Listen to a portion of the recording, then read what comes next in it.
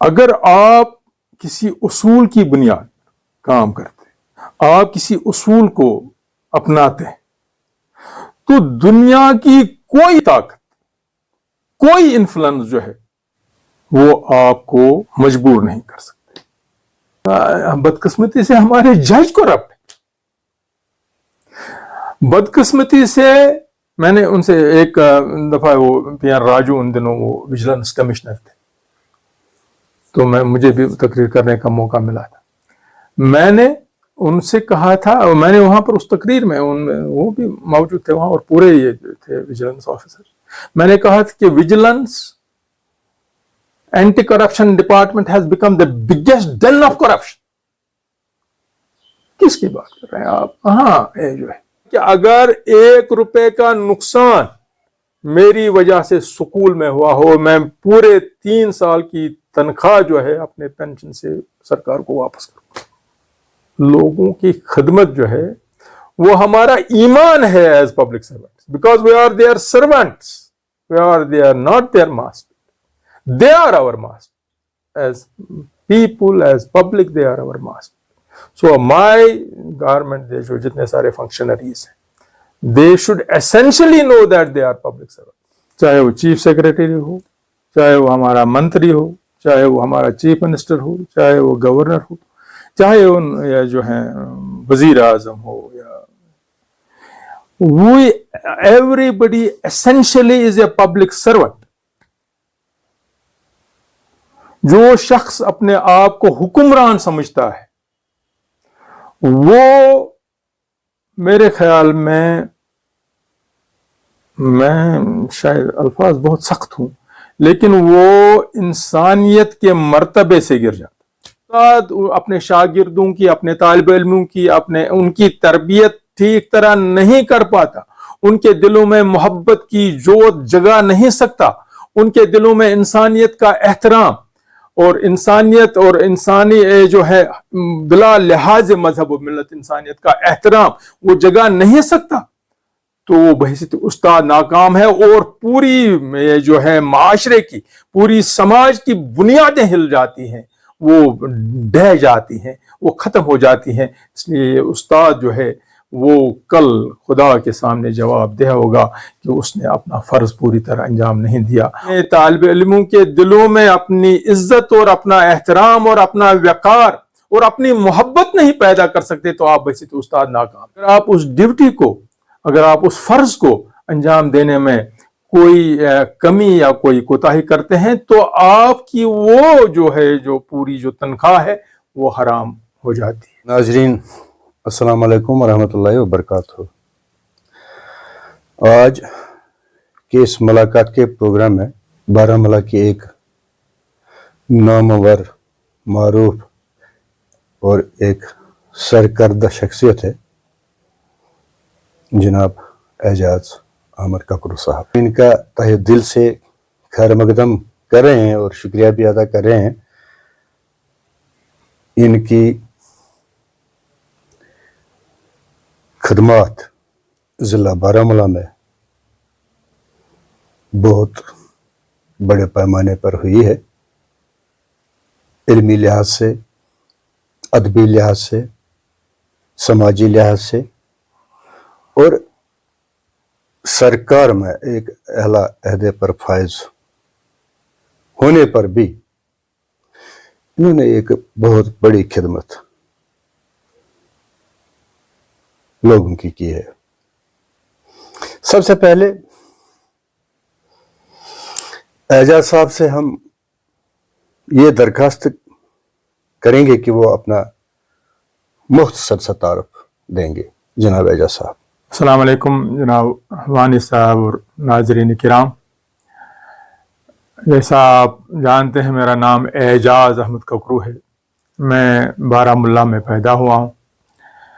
میری سن پیدائش وہ 7 دسمبر 1950 بنتی ہے۔ میرے والد تھے خواجہ غلام حسن ککرو، اور میری والدہ جو گزشتہ سال ہی فوت ہو گئی ہیں، تو آمنہ بیگم میری پہلی استاد میری والدہ رہی ہیں، اور وہ بہت ذہین تھیں، بہت ذہین تھی، اور جو کچھ ان کی دعاؤں کے توفیل جو ہے وہ جو کچھ مجھے حاصل ہوا ہے.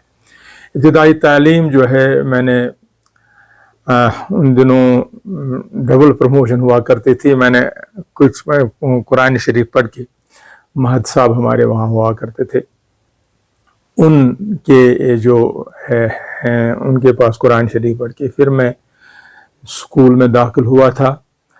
تیسری جماعت میں کچھ مہینے گزارنے کے بعد مجھے ان دنوں بی این چھٹو صاحب یہاں پر تھے، تحصیل ایجوکیشن آفیسر، ان کے پاس میرے والد اور ایک دو میرے رشتہ دار گئے، تو پھر انہوں نے مجھے ڈبل پروموشن دی. میں 5ویں میں آ گیا، اور 5ویں سے میں پھر سینٹ جوزف میں پڑھا، پھر ڈگری کالج میں پڑھا، پھر کشمیر یونیورسٹی میں پڑھا، ایم ایس سی کیمسٹری کیا. اور ایم ایس سی کیمسٹری کے بعد میں نے بی ایڈ بھی کیا، اور پھر بحیثیت استاد محکمہ تعلیم میں شامل ہوا. 12 سال میں نے کیمسٹری پڑھائی. اس کے بعد 1984 میں کشمیر ایڈمنسٹریٹو سروس میں آ گیا، اور کشمیر ایڈمنسٹریٹو سروس میں مختلف جو عہدوں پر فائز رہا. میرا تعلق جو ہے وہ بارہمولہ کے مشہور خاندان ککرو خاندان سے ہے، اور میرے جد امجد میں میرے دادا جو تھے خواجہ امیر جو ککرو، وہ تحصیلدار تھے ان دنوں، جہاں پر یہ پورا ڈسٹرکٹ بارہمولہ اور کپوارہ کی جتنی ساری تحصیلیں تھیں وہ ساری ایک ہی تحصیل میں شامل تھی. اور ان کے بھی جو چچا تھے اور جو ہمارے جد ہیں خواجہ اسباب عزیز الدین ککرو، خواجہ اسباب جو ہیں وہ ملک التجار تھے، کشمیر کے ملک التجار تھے. انہوں نے جو شاہ محمد گوس قلندر کی درگاہ جو ہے لاہور کشمیری گیٹ لاہور میں ہے، وہ انہوں نے تعمیر کی، اور اس وقت بھی وہاں پر وہ پٹی لگی ہوئی ہے. سرائر شریف کی خانقاہ جب منہدم ہوئی تھی تو وہ انہوں نے تعمیر کرائی تھی. مجھے یاد آتا ہے میں جن دنوں چیف منسٹرز آفس میں تھا، ایک دن غلام رسول کار صاحب، تو آپ انہیں جانتے ہیں، ہمارے نامور سوپور کے نامور سیاستدار رہے، وہ میرے پاس آئے تو انہوں نے کہا کہ ایک دفعہ انہوں نے کہا کہ وہ 5 سال کے تھے، چھوٹے تھے، بہت بچے تھے، تو سوپور کو آگ لگ گئی. تو یہ جو ساری لکڑی جو ہے جو یہاں سے دریائی ٹرانسپورٹ کے ذریعے جاتی تھی، وہ سارے کے وہ جو ہیں وہ سارے خواجہ اسباب کے تھے. تو پورا سوپور جل گیا. تو غلام رسول کار نے کہا کہ خوجن حضکر اعلان، خواجہ اسباب نے اعلان کر دیا کہ آپ اترے، دریا میں اترے، جو بھی وہاں سے وہ لکڑی آپ جو جتنی لکڑی پکڑ سکتا ہے لے سکتا ہے وہ لے لے. کار نے کہا کہ میں بھی وہاں پر شامل تھا، میرے والدین وغیرہ تھے، تو انہوں نے بھی کچھ لکڑی اٹھائے. وہ تو خواجہ اسباب نے کہا کہ آپ کو مفت آپ تعمیر کر لیجئے، اپنے مکانہ تعمیر کر لیجئے. تو میں اور آگے جاؤں تو پھر وہ بڑا لمبا سلسلہ ہے. خواجہ جسرت خان گکھڑ، ہمارا تعلق گکھڑ قبیلے سے ہے. ویلی آف کشمیر میں یہ جو ہیں سر والٹر لارنس نے بھی لکھا ہے کہ ککروز لائک چک، پیج نمبر 308 پر، کہ لائک ککروز لائک چک اور ناٹ دیز ریزیڈنٹس اور inhabitants of Kashmir, they are in fact Rajputs. اور وہاں پر بھی راجہ جسرت خان گکھڑ جو ہمارے جد تھے، اور ان سے پہلے جو راجہ جسرت خان گکھڑ زین العابدین بادشاہ، جب وہ اور خواجہ جسرت خان گکھڑ دونوں تیمور کے ہاں وہ قیدی تھے، وہاں پر ان کی دوستی ہو گئی تھی. اور پھر جب وہ وہاں سے آ گئے تو راجہ جسرت خان گکھڑ نے علی شاہ کے ساتھ جب بادشاہ کی لڑائی ہوئی تھی ان کے اپنے بھائی کے ساتھ، تو اس میں راجہ جسرت خان گکھڑ نے ان کی مدد کی تھی، اپنی فوج سے مدد کی تھی. تو راجہ جسرت خان گکھڑ کے اس احسان کا ان پر بادشاہ پر اتنا اثر تھا کہ انہوں نے اپنے ایک بیٹے کا نام جسرت رکھا تھا. تو اس سے پہلے جو ہیں وہ قید راج تھے جو پورے ہندوستان کے 43 قبل مسیح میں وہ ہندوستان کے راجہ تھے. دلہو جو تھا، جو دہلی کا بانی ہے، اس کا یہ تھا. اور کائے گوہر کہتے ہیں، تاریخ فرشتہ میں اس کا ہے. شارٹ ہسٹری آف دیز جو ہیں گخرڈ سے جو ہے اس میں بھی ہے پنجاب ٹرائبس وغیرہ میں. تو اوریجنلی وہ راجپوت تھے, ان کا اسی سے ہم یہاں کشمیر کے بنیادی طور پر نہیں ہیں. لیکن پھر ہمارے ایک بزرگ جو ہیں احمد جو گکڑ, حضرت شاہ روشن پکلی والا جو تھے, ان کے مشورے پر وہ یہاں پر بارہمولہ میں آ کر اقامت گزین ہوئے, اور ان سے ہمارا سلسلہ چلا. ان سے ہم ان کے بیٹے تھے محمود جو, اور ان کے آگے چلتے ہوئے پھر خواجہ ازباب, اور ان کے بھائی تھے خواجہ عثمان جو کے بیٹے تھے دو, خواجہ امیر جو اور خواجہ قادر جو, اور عثمان جو کے بیٹے دو تھے خواجہ غفار جو اور خواجہ محی الدین صاحب. تو پھر ان کے سب میرے دادا خواجہ امیر ککرو اور میرے والدین, اور میرے ایک چاچا جو سب سے بڑے چاچا تھے خواجہ محمد مقبول ککرو, تو وہ مسلم کانفرنس کے ضلع صدر تھے 47 سے پہلے مسلم کانفرنس جب یہاں پر تھی.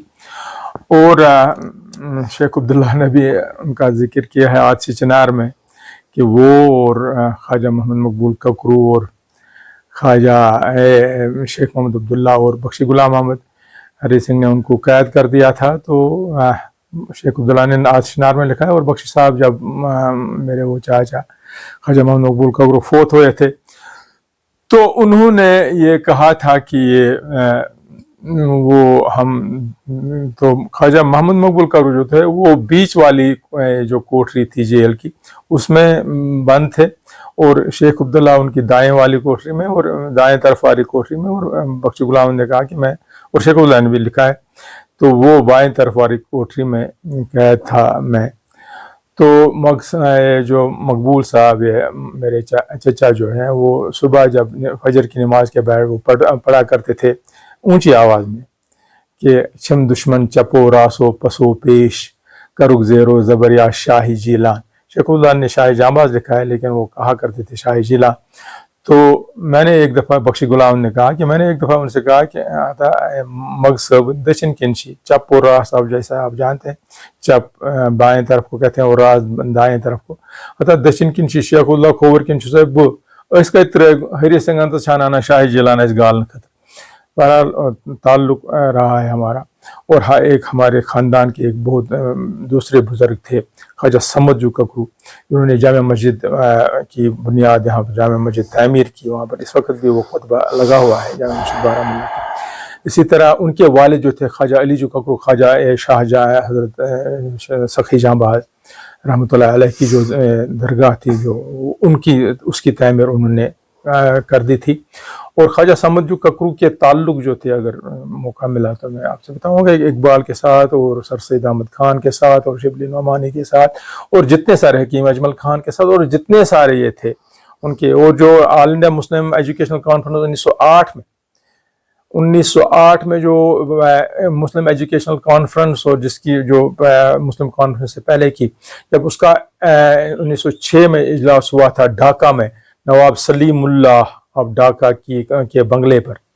Incidentally Nawab Salimullah of Dhaka جو ہے ان کا جو بنگلہ ہے وہاں پر اب میڈیکل کالج ہے, اور اس میڈیکل کالج کا یہ جو ہے وہ وہاں پر اجلاس ہوا تھا مسلم ایجوکیشن کانفرنس کا, جس میں خواجہ سمد ککرو نے جہاں پر مسلم کانفرنس کی بنیاد بھی پڑی تھی اس میں انہوں نے شرکت کی تھی, اور اقبال کے ساتھ ان کے بالکل تعلق تھے. اگر موقع ملا تو میں وہ اس تعلق کی وضاحت بھی کروں گا. لیکن یہ سارے یہ جو ہیں ہمارا خاندان جو ہے سماجی اور سیاسی اور جتنی ساری خدمات جو ہے وہ کرتے رہے, اور میرا بھی تعلق اسی خاندان کے ساتھ ہے. اور تعلیم حاصل کرنے کے بعد میں استاد رہا, پھر مختلف عہدوں پر فائز رہا, اور جس حد تک ہو سکا ایک جذبے کے ساتھ ایک اس دیانت داری اور امانت داری اور لوگوں کی خدمت کے جذبے سے کام کیا. ایک بات وضاحتاً میں کہوں کہ بہت سارے لوگ جو ہیں کبھی کوئی غلط کام نہیں, تو قانون اور جو اصول ہیں اس کے خلاف وہ نہ خود کوئی کیا نہ کسی کو کر رہے تھے. ککرو صاحب نے زندگی کی جو شروعات کی ہے پورے احوال بتائے ہیں ککرو صاحب نے، کہاں سے انہوں نے زندگی کا سفر شروع کیا ہے اور کہاں تک ابھی چل رہا ہے۔ انہوں نے کہا کہ راجپوت گھرانے سے ان کا تعلق ہے، راجپوت بھارت میں بھی ہے اور پاکستان میں بھی ہے۔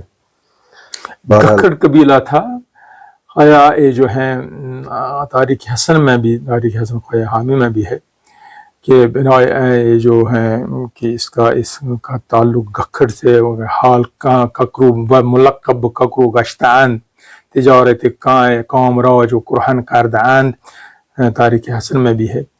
اور اس کا تعلق، اور اب یہ جو ہے ملقب ہو گیا ہے ککرو ہے وہ، جہاں پر اس طرح آپ جانتے ہیں کہ اس کے بغیر تو بنیادی طور پر ہمارا تعلق گکھڑ قبیلے سے ہے۔ اور گکھڑ قبیلے کا تعلق جو ہے تاریخ حسن خواجہ حامی میں ہے، تاریخ فرشتہ میں ہے، شیخا گکھڑ کا تعلق ہے محمد گوری کا۔ 800 سال پہلے جو ہیں، جو ہمارے جد تھے وہ مسلمان ہو گئے ہیں، تو اس کے بعد وہ جو ہے، میں نے جیسا ایسے کہا کہ احمد جو گکھڑ جو تھے وہ یہاں پر تشریف لائے تھے، پھر یہاں پر شاہ روشن پکلی والا ان کی درگاہ بھی یہاں پر بھی ہے، تو ان کے مشورے سے یہاں پر وہ سیٹل ہو گئے تھے، وہاں پر یہاں پر انہوں نے قیام کیا تھا، اور اس کے بعد ہمارا خاندان جو ہے وہ چلتا رہا، اور جتنی ساری سماجی، اور چونکہ ایک لحاظ سے ہم یہ کہہ سکتے ہیں کہ ایک جاگیردار گھر تھا جن کا ایک تعلق تھا، جاگیر تھی ہماری اندرگاہ وغیرہ وغیرہ میں، تو ہم نے بھی کوشش یہی کی کہ لوگوں کی خدمت کرتے رہیں۔ تو ابتدائی طور میں آپ جیسا آپ بتا رہے تھے کہ استاد رہا ہوں۔ جیسے ککرو صاحب آپ بیان کر رہے ہیں کہ جو پوری تاریخ آپ نے بتائی ہے کہ ککرو فیملی کی، ککرو گھرانے کی یا ککرو ڈائناسٹی کی، ایک بہت بڑے بہادر قوم سے آپ تعلق رکھتے ہیں، اور پھر 800 سال پہلے قبول اسلام ہوا، پھر یہاں بارہمولہ میں آپ قیام پذیر ہوئے، آپ کا جو گھرانہ تھا مہذب تھا، ترقی یافتہ تھا، اور سب لوگ پڑھے لکھے تھے آپ کے گھرانے میں۔ تو پھر آپ کی تعلیم شروع ہوئی ہے، بارہمولہ میں شروع ہوئی ہے، تو تعلیم حاصل کر کے آپ یونیورسٹی گئے ہیں، آپ نے پی جی کیا ہے، پھر کی پی جی کے بعد کے ایس کیے ہیں آپ نے، کشمیر ایڈمنسٹریٹو سروس، تو پھر سرکاری جو آپ نے عہدہ لیا ہے، عہدہ سنبھالا ہے، سب سے پہلے کون سا تھا وہ؟ سب سے پہلے میں 1972 میں اچھا استاد تعینات ہوا تھا، اچھا اچھا، تو کچھ 12 سال میں نے کیمسٹری پڑھائی ہے مختلف سیکنڈری اسکولز میں۔ یہاں تک استاد کا تعلق ہے، ایک دفعہ ورڈسورتھ نے کہا تھا I am essentially a teacher. If I am not a teacher, I am nothing. میرے نانا تھے خواجہ عبدالاحد مکائی، بارہمولہ کے سب سے زیرک، اور بہت انہی کے ساتھ، میں دادا کو تو میں جانتا نہیں ہوں، وہ تو مجھ سے بہت سال پہلے فوت ہو گئے تھے، لیکن نانا تھے خواجہ عبدالاحد مکائی۔ تو بارہمولہ کالج کا اس وقت بھی نکلتا ہے وہ ورمل میگزین تھا۔ انسیڈنٹلی میں ورمل جب میں کالج میں تھا، بی ایس سی میں سائنس میں طالب علم تھا، لیکن اردو کا ایڈیٹر، اردو سیکشن کا ایڈیٹر تھا اس سال، جس سال میں 1967 میں جب میں بی ایس سی کر رہا تھا۔ یہ بھی آپ کو بتا دوں کہ میں نے 15 سال کی عمر میں 11th کیا ہے، 17 یا 18 سال کی عمر میں بی ایس سی کیا ہے، اور 21 سال کی عمر میں M S C post graduation. تو ان دونوں میں اس کا ایڈیٹر بھی تھا اردو سیکشن کا، حالانکہ میں سائنس کا طالب علم تھا۔ اندرابی صاحب وہ ہمارے پروفیسر تھے اردو کے، ان کے اس وقت انہوں نے مجھے منتخب کیا تھا، تو ایڈیٹر کی حیثیت سے اسٹوڈنٹ ایڈیٹر تھا میں۔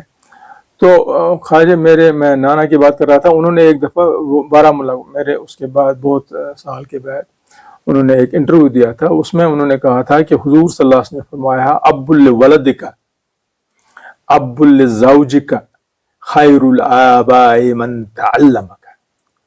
हुजूर अकरम सल्लल्लाहु अलैहि वसल्लम ने फरमाया कि इंसान के 3 बाप होते हैं। एक वो जिसके सुल्ब से वो पैदा हो, दूसरा अगर लड़की है तो लड़के का बाप, यानी उसकी खावंद का बाप, उसके शौहर का बाप उसका दूसरा बाप है, और अगर लड़का है तो उसकी बीवी का बाप जो है उसका दूसरा बाप। और हुजूर सल्लल्लाहु अलैहि वसल्लम ने फरमाया खैरुल आबाए मन तअल्लमक, और सबसे बेहतर बाप जो है, सबसे अहसन बाप जो है, खैरुल आबा, सब बापों से बेहतर बाप जो है वो उस्ताद है। उस्ताद का मैं आपको इंसिडेंटली बता देता हूँ कि हज़रत अली करमुल्लाह ताला वजह, उनके जिक्र में आता है कि वो अमीरुल मोमिनीन थे। उस्ताद के मर्तबे की बात मैं कर रहा हूँ। तो जब वो सुबह की नमाज के लिए निकलते थे तो वहां पर एक बंगी जो था वो उनसे मिलता था। तो हजरत अली करमुल्लाह ताला वजह उसे सलाम करते थे। एक दफा बंगी ने अर्ज किया कि हजरत अमीरुल मोमिनीन, ये तो मेरा हक है कि मैं आपको सलाम करूं, आप मुझे सलाम करते हैं। तो हजरत अली करमुल्लाह ताला वजह ने जवाबन फरमाया कि तुम मेरे उस्ताद हो। वो हैरान हजरत अली का, आप बाब मदीनतुल इल्म है। हजरत अली करमुल्लाह ताला वजह के बारे में रसूल अकरम सल्लल्लाहु अलैहि वसल्लम फरमाया, अना मदीनतुल इल्म व अलीयुन बाबा, मैं इल्म का शहर, मदीना शहर को कहते हैं, मैं इल्म का शहर हूं और अली इसका दरवाजा है। तो मैं कैसे, आप औलाद रसूल हैं, तो मैं, आप मौलाए कायनात है, मैं कैसे आपका उस्ताद हो सकता हूं। तो हजरत अली ने जवाबन फरमाया कि एक दफा मेरे दिल में यह ख्याल हुआ कि ये जो कुतिया होती है बिच, इसके जो थन होते हैं ये 6 होते हैं या 8 होते हैं। तो मैंने आपसे पूछा, आपने बता दिया, तो इस लिहाज से आप मेरे उस्ताद हैं। और हजरत अली करमुल्लाह ताला वजह ने फरमाया, मन अल्लमनी हरफन सयरनी गुलामा, जिसने मुझे एक लफ्ज सिखाया मैं उसका गुलाम हो गया, चाहे मुझे रखे चाहे बेच डाले। तो एसेंशली जो है बुनियादी तौर पर मैं मेरे जो जितने सारे शागिर्द हैं वो भी इस बात के गवाह हैं कि I was not a bad teacher. मैं बुरा उस्ताद नहीं था। वो इस वक्त भी मुझे याद करते हैं और याद रखते हैं। और जितनी सारी एडमिनिस्ट्रेशन में मुख्तलिफ अहदों पर फाइज रहने के बावजूद मेरे ख्याल में जितनी सारी मेरी इज्जत इस वक्त भी है वो एक उस्ताद की हैसियत से है। और एसेंशली जो है बुनियादी तौर पर मैं एक उस्ताद हूँ। और उस्ताद के मर्तबे के बारे में इससे बड़ी क्या जो है शहादत हो सकती है कि रसूल अकरम सल्लल्लाहु अलैहि वसल्लम जो बाइस तख्लीक कायनात है, जो फ़ख्र मौजूदात है, जिनके बारे में ये हमारा अकीदा है और जिसका ये अकीदा ना हो वो मुसलमान नहीं है कि बाद अज़ खुदा बुज़र्ग तुई क़िस्सा मुख्तसर। उन्होंने जिस बात पर फ़ख्र किया वो ये कहा, बुइस्तु मुअल्लिमा, अल्लाह ने हमें मुअल्लिम बनाकर मबऊस किया है। ये उनकी सबसे, उन्होंने उस बात पर फ़ख्र किया कि हम मुअल्लिम हैं। तो उस्ताद का दर्जा जो है हमारे माशरे में इस वक्त भी, मैं अगर मौका मिला मैं आपको बता दूं कि जब इकबाल के जो उस्ताद थे मीर हसन साहब, इकबाल को जब ये कहा गया कि हम आपको सर का खिताब देते हैं, तो इकबाल ने कहा कि मैं सर का खिताब तब कबूल करूंगा जब मेरे उस्ताद मौलवी मीर हसन साहब को आप शमसुल उलमा का खिताब थे। तो उस वक्त के जो गवर्नर थे ब्रिटिश राज के, तो उन्होंने कहा कि इकबाल, तुमको तो इसका खिताब जो है, सर का खिताब जो है, वो इस वजह से लिखा है कि तुम्हारी शायरी है, तुम्हारा कंट्रीब्यूशन है, تمہارا ایک یہ جو ہے تم نے کنٹریبیوٹ کیا ہے پورے سماج میں، پورے ادب میں، اور اس کے لحاظ سے آپ کو سر کا خطاب مل رہا ہے. ان کی کون سی وہ، اگر ہم ان کو شمس العلماء کا خطاب دیں تو ان کی کون سی ایسی کتاب ہے جس کی بنیاد پر ہم یہ ریکمنڈ کر لیں کہ ان کو یہ شمس العلماء کا خطاب جو ہے وہ دیا جائے؟ تو اقبال نے کہا کہ ہی ہیز آتھرڈ می، مجھے انہوں نے تصنیف کیا ہے. میں اقبال اس وجہ سے ہوں کہ میرے استاد حضرت مولوی میر حسن صاحب ہیں. تو پھر جب ان کو شمس العلماء، اور یہ بھی اقبال نے کہا کہ میرے استاد یہاں نہیں آئیں گے یہ خطاب لینے کے لیے، آپ کو ان کے گھر سیالکوٹ جا کر ان کو یہ خطاب دینا پڑے گا، ان کے حوالے کرنا پڑے گا، ان کی خدمت میں پیش کرنا پڑے گی. تو یہ استاد کا مرتبہ ہے. میں آپ کو بتا دیتا کہ مولوی میر حسن صاحب کا اتنا زیادہ احترام تھا. ایک دفعہ اقبال دکان کے ایک تھڈے پر بیٹھے ہوئے تھے. مولوی میر حسن صاحب کا ایک پوتا تھا، اس کا نام احسان تھا. اس کو پکڑ کر وہ وہاں سے گزرے. جب اقبال نے جب ان کو دیکھا تو وہ دوڑ کر آئے تو اور اس احسان کو اپنی اس میں گود میں لے لیا اور ان کے مولوی صاحب کے ساتھ، اپنے استاد محترم کے ساتھ چلنے لگے. تو اقبال کا تھوڑے بارے جسم کے تھے اور یہ بچہ بھی صحت مند تھا. تو اقبال کی سانس پھولنے لگی. اقبال نے کبھی اپنے استاد کے سامنے، یہ بھی بتاتا چلا ہوں، استاد کے سامنے فی البدی یا کوئی شاعری نہیں کی. اتنا ان کا زبردست احترام تھا اپنے استاد کا، حضرت مولوی میر حسن صاحب کا. لیکن اس موقع پر تو اقبال نے یہ جو مولوی میر حسن صاحب نے جب اس کو دیکھا کہ اقبال کی سانس پھول رہی ہے تو اس نے کہا اقبال اس کو اٹھانا بھی دشواری ہے. تو اقبال نے بے ساختہ کہا فی البدی کا، تیرا احسان بہت باری ہے. تو یہ جو ہے مصرع تھا. تو تیرا اس یہ مصرع احسان، اس میں زو مین، ایک تو اس بچے کا نام احسان تھا اور پھر احسان کے جو مولوی میر حسن صاحب کا احسان جو اقبال پر تھا. تو استاد کا احترام، استاد جو ہے استاد کا احترام، اور تھے وہ اقبال نے ہی ایک دفعہ کہا تھا تھے وہ بھی دن کہ خدمت استاد کے عوض جی چاہتا تھا ہدیے دل پیش کیجئے.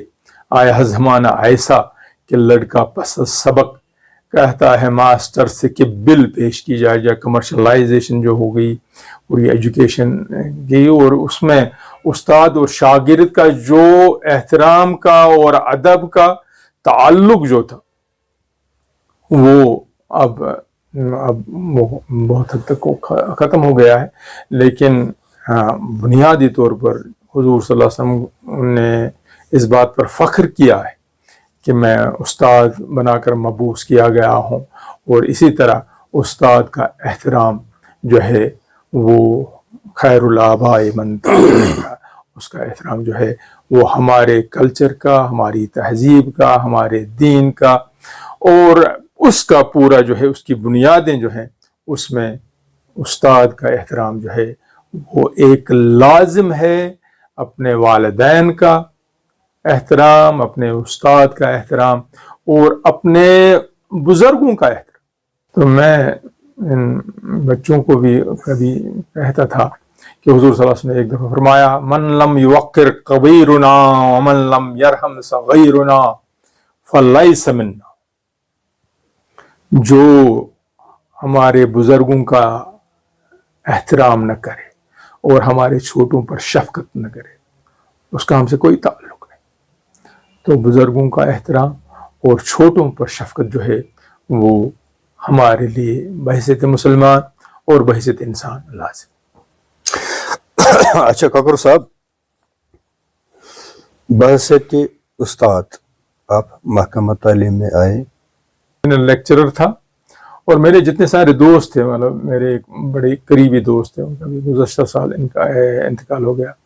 وہ پھر جوائنٹ ڈائریکٹر کی حیثیت سے چیف ایجوکیشن آفیسر بھی رہے. خواجہ غلام محمد ملک صاحب فتح پور کے یہاں پہ نزدیک ہیں، فتح پور کے رہنے والے تھے. میرے یونیورسٹی کے زمانے سے میرے 50 سال ان کی اور میری دوستی رہی. تو وہ چیف ایجوکیشن آفیسر بنے, پھر جوائنٹ ڈائریکٹر ایجوکیشن کی حیثیت سے بھی وہ ریٹائر ہوئے. میں ان دنوں سینئر لیکچرر تھا, میں نے کیمسٹری ہی پڑھائی تھی. اور اس کے بعد 1979 میں ہم نے پہلے وہ امتحان شروع کیا تھا, وہ دیا تھا. پھر 1984 میں کے ایس میں چلا گیا تھا. اور اس لحاظ سے جو استاد کا حیثیت جو تھا وہ ختم ہو گیا. لیکن پھر جب میری ریٹائرمنٹ ہوئی 2008 میں, میری ریٹائرمنٹ ہوئی تھی 2009 میں, کیونکہ وہ جو 1 سال کا وہ ایکسٹینشن دیا گیا تھا. تو 2009 کے بعد سرکار نے جو یہاں پر سینک اسکول مانسبل ہے, جو وہاں پر میں پرنسپل رہا 3 سال وہاں پر پرنسپل. اچھا, ریٹائر کس عہدے سے ہوئے؟ جی, میں ان دنوں special secretary to chief minister تھا. اچھا, وہاں پر میں ریٹائر ہوا تھا. اس سے پہلے ڈپٹی کمشنر بارہمولہ رہا تھا کچھ مدت کی. میں اس مدت کے لیے ایڈیشنل ڈپٹی کمشنر رہا تھا. پھر ڈپٹی کمشنر رہا تھا ہمارے یہاں پر کنسل صاحب تھے, وہ ڈپٹی کمشنر تھے, جو اب وہ گورنمنٹ آف انڈیا میں چلے گئے. تو وہ کہیں باہر گئے. اس کے بعد میں نے وہ چارج لیا تھا ڈپٹی کمشنری کا. آپ کو اگر موقع ملا تو میں بتاتا ہوں کہ جب وہ 2005 میں جب زلزلہ آیا تھا, ان دنوں میں یہاں پر ڈپٹی کمشنر تھا بارہمولہ میں, اور اشکور وانی ایس پی بارہمولہ تھے. تو جس میں وہ زبردست 8 اکتوبر کو 3 ماہ رمضان کی 3 تاریخ تھی, اس دن وہ زلزلہ آیا تھا جو یہاں. تو اس کے بعد میں چیف منسٹرز کے آفس میں گیا. غلام نبی آزاد صاحب وزیر اعلیٰ تھے, تو وہاں پر میں اسپیشل سیکرٹری کی حیثیت سے وہاں پر ریٹائر ہوا تھا, تو بختوش ہوا تھا. تو special secretary to chief minister. اچھا ککرو صاحب, آپ نے ایک اچھا خاصا وقت محکمہ تعلیم میں دیا ہے. ایک استاد کی حیثیت سے آپ نے کام شروع کیا ہے محکمہ تعلیم میں, پھر آگے بڑھے, پرنسپل رہے. ایک بہت بڑا آپ نے اپنی زندگی کا جو وقت ہے محکمہ تعلیم میں دیا ہے. استادوں کی تو آپ نے بہت بے باکی سے, بڑی خوبی سے کہا ہے کہ ایک استاد کا کیا درجہ ہے, اور اس میں کوئی دو رائے نہیں ہو سکتی کہ ایک استاد ہی ہے. مگر جو آج کا تعلیمی نظام ہے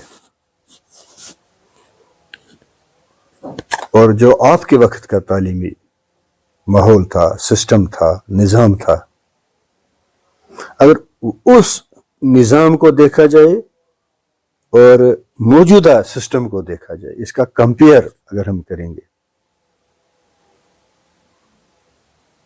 تو میں یہی کہوں گا کہ ہر ایک جگہ سے یہ شکایت آ رہی ہے, کہ ہر ایک سکول سے یہ شکایت آ رہی ہے, ہر ایک ادارے سے یہ شکایت آ رہی ہے کہ استاد بچوں کو پڑھانے میں دلچسپی نہیں لے رہے ہیں, استاد بچوں کو سمجھتے نہیں ہیں, استاد کبھی ڈیوٹی پہ آتے ہیں کبھی نہیں آتے ہیں.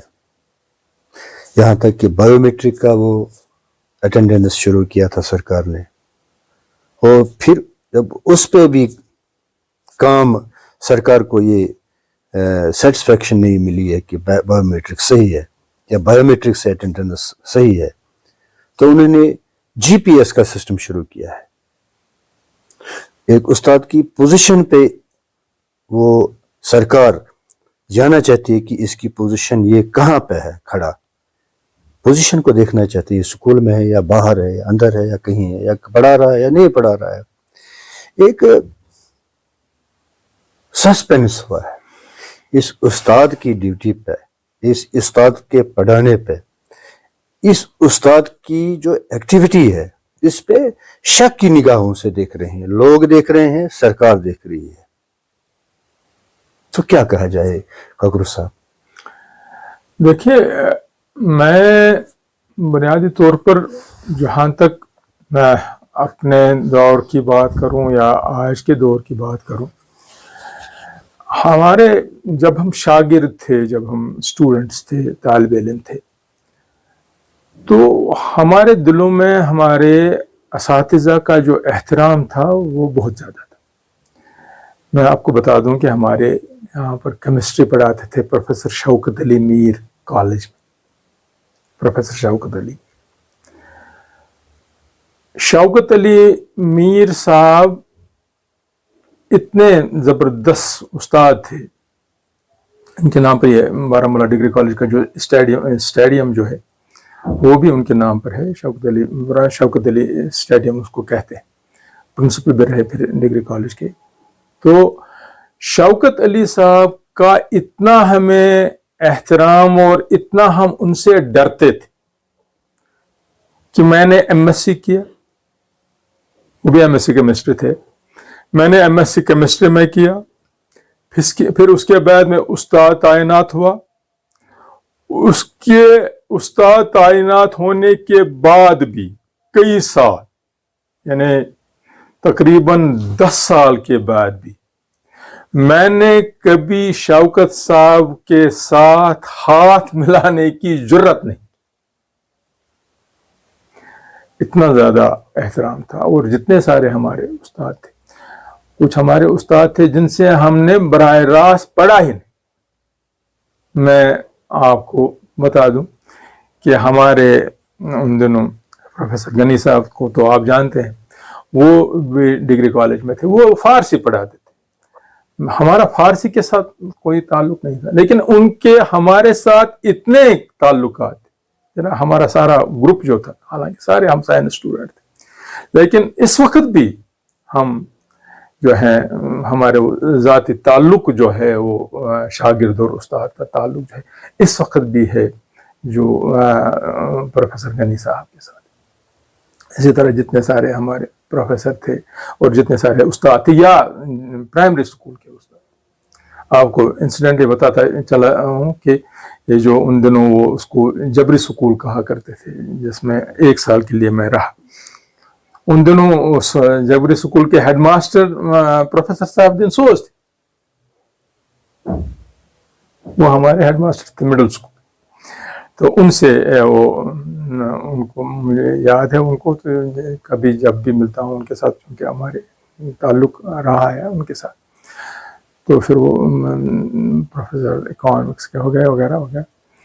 تو ان کا احترام جو تھا وہ یہ جب یہ میں ابھی اقبال کا آپ سے کہہ رہا تھا، تھے وہ بھی دن کے خدمت استاد کے عوض، جی چاہتا ہدیے دل پیش کیجیے.